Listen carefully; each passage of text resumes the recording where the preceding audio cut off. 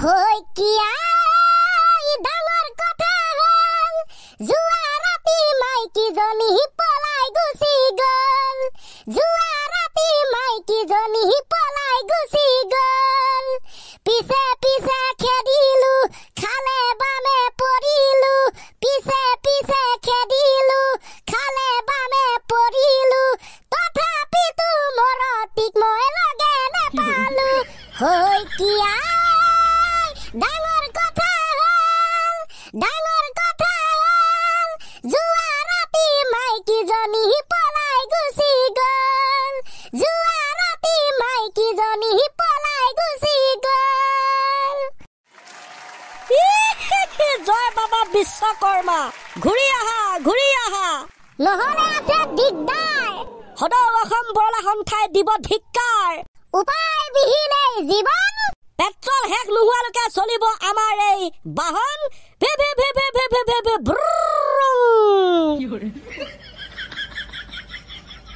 বোলে আও হৰি আও ৰাম পথাৰত কাটি শেষ হ'ল মানুহবোৰৰ ধান ছাৰ ভালে আছে আমাৰ দেখা দেখি দেখোন বহুত দিনৰ মূৰত হৈছে নকবি আৰু কামৰ পেচাই তাকে ছাৰ স্কুললৈ নতুন নতুন শিক্ষক পঠাই দিলে আমি আৰু কি কম ন ছাৰ এইবোৰ চৰকাৰৰ নীতি নিয়ম বুজিছ চব চৰকাৰেহে জানে কি কৰে কি নকৰে বাৰু দে ক্লাছটো আমি আৰম্ভ কৰো কালি ভাৰত পাকিস্তানৰ খেল চালি নাই চালো ছাৰ খেলৰ সম্পৰ্কে দুটামান কথা কম বুলিহে এতিয়া মানে বিচাৰিছো আৰু গাইছ দে ভাল হ'ব সকলোৱেতো কালি ভাৰত পাকিস্তানৰ ক্ৰিকেট খেল এনজয় কৰিলে আৰু হেতুকে আমাৰ যাত্ৰা হৈছে আৰম্ভ বোলো আও হৰি আও ৰাম ছচিয়েল মিডিয়াত মানুহবিলাক হৈ পৰিলে একোটা ভিউজ এই মুহূৰ্তত দিব বিচাৰিছো গাইছ এটা বিগ ব্ৰেকিং নিউজ লাই পালেং লফা ভাৰতৰ হাতত পাকিস্তান হৈ পৰিল একেবাৰে চাফা পাকিস্তানৰ মানুহে পাকিস্তান ক্ৰিকেট টিমক কৰিলে বৰখাস্ত ভাৰতৰ হাতত পাকিস্তান হ'ল বৰ বেয়াকে পৰাস্ত চলি আছে বন্ধুসকল চেম্পিয়নছ ট্ৰফি ভাৰতৰ হাতত বিধ্বস্ত হৈ পাকিস্তান গ'ল উৰি আৰুনো কিমান জ্বলাবলে বাকী পাকিস্তান ফ্ৰেণ্ডক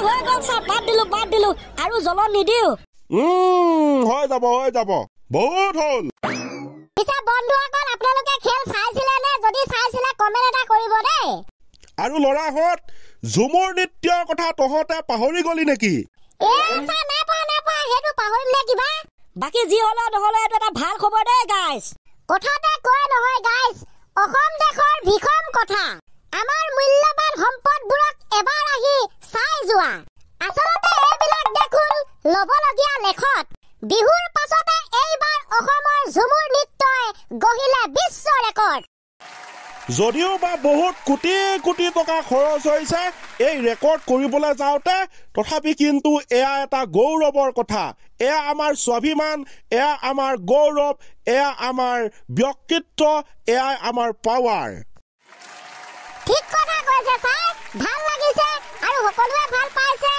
yes বাৰু ক্ৰিকেট খেল গ'ল ঝুমুৰ নৃত্য গ'ল আমি আৰু আলোচনা কৰিম তাৰ পাছতে এতিয়া যিহেতু সোমাই গ'ল ফাগুনৰ সম্পৰ্কে তহঁতৰ মতামত কি কিবা এটা ফাগুন মানে ছাৰ কি হ'ব হে আৰু কিছুমান ভাল লগা দিন কিছুমান আকৌ বেয়া লগা দিন যেনেকৈ এই হৰা ফুলে ফাগুন আনে ঠিক তেনেকৈ আকৌ এই অসমলৈ হৰা চুলিয়ে কাঁহী বাতি আনে কিনো নকম ফাগুনৰ এই কথা সময় পায় যদি আপুনিও এবাৰ শুনি যোৱা আমি ৰেডি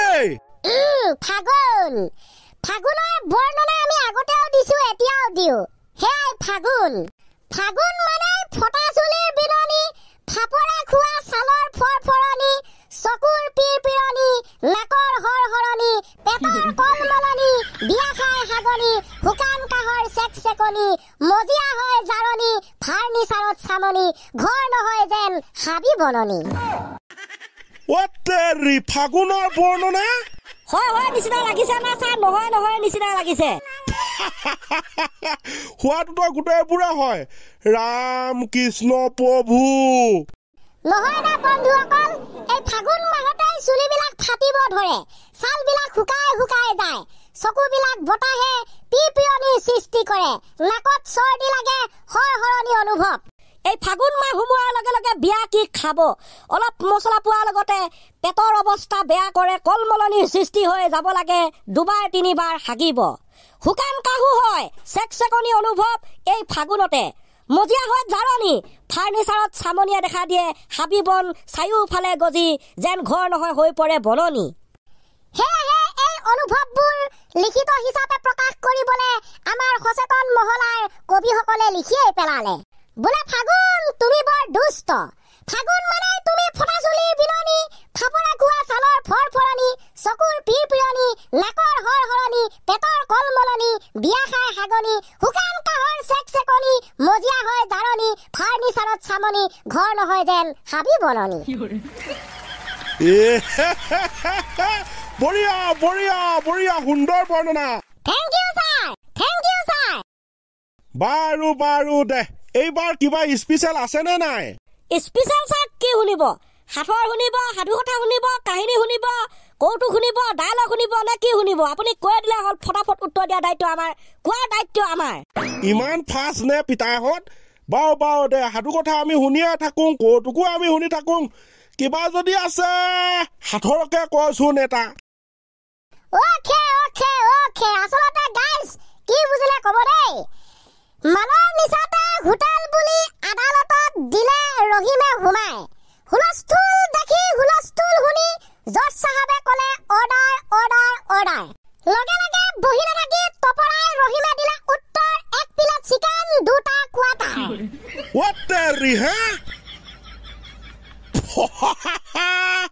অ' হুলস্থুল শুনি জজ চাহাবে ক'লে অৰ্ডাৰ অৰ্ডাৰ অৰ্ডাৰ, ৰহিমে উত্তৰ দিলে 1 প্লেট চিকেন, 2টা কোৱাটাৰ। বুজিলে নে গাইজ? কিয় নুবুজিব হে? আদালত বুলিনো ৰহিমে কি জানে হয়, হোটেল বুলিহে ভাবিছিলে।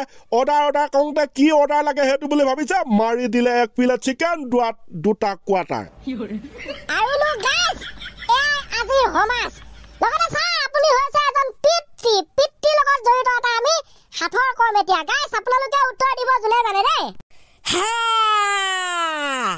এদিন এখন বাপেকে পুতেকক এটা উপহাৰ দিলে আৰু ক'লে, ভোক লাগিলে খাই ল'বা, পিয়াহ লাগিলে পানী খাবা, আৰু যদি কেনেবাকে ঠাণ্ডা লাগে তেন্তে জ্বলাই ল'বা, বস্তুটো লোৱা।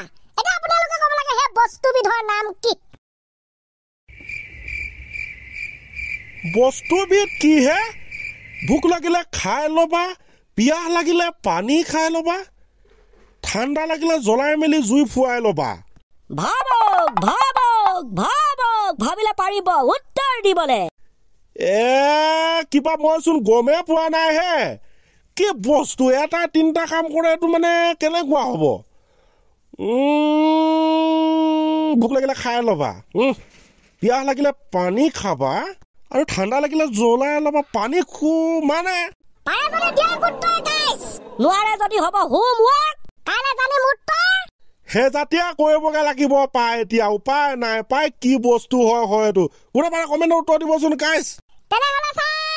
ভাল হৈছে, তেনেহ'লে কাইলৈ ময়ো উত্তৰ দিবলৈ চেষ্টা কৰিম। সময় গৈছে বাগৰি, ইমানতে আজি খতম কৰিব লাগে, হ'ব লাগে। Bye bye.